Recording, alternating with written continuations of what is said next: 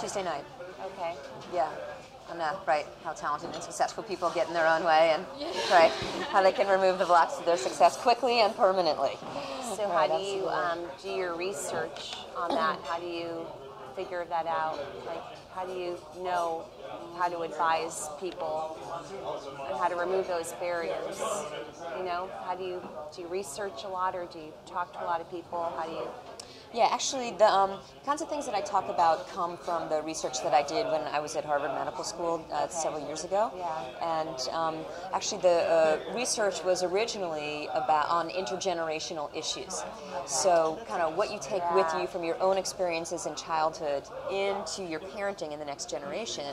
And then, based on what I learned there, I developed a whole methodology so that people, particularly who came from difficult circumstances, could avoid repeating the mistakes of their parents, right? That they could kind of break that intergenerational cycle. And then what I found, and so I was up in the Boston area, and I was working with parents who were professionals at Fleet Bank, and those kinds of things. And what I found from working with them and taking them through these methods is that they would, like all of them, would say to me at a certain point in the process, they would say, "Oh, I don't just do this with my kids. I do this with my direct reports, my boss, my, whoever it is, my clients, my business partners, whoever it is." And so what it really helped me to appreciate is that what I was really working on with them, it wasn't really about parenting per se.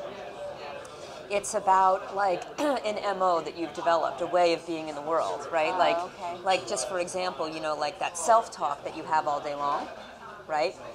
So like the way that you talk to yourself is pretty much the foundation. It's the template for how you're going to talk to other people. Right. So that's why when you hear other people who have a sharpness or a bite, it's like that's the way that they talk to themselves and try to get themselves to motivate themselves. And when they talk to you that way, it seems like, whoa, like this really, they don't even realize in a way, because that's just, that's kind of, I call it like that self-talk that you have all day long. It's like listening to a mental iPod.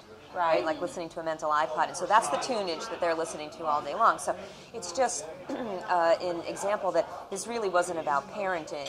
It's about like the way that you approach relationships, or the way that you deal with yourself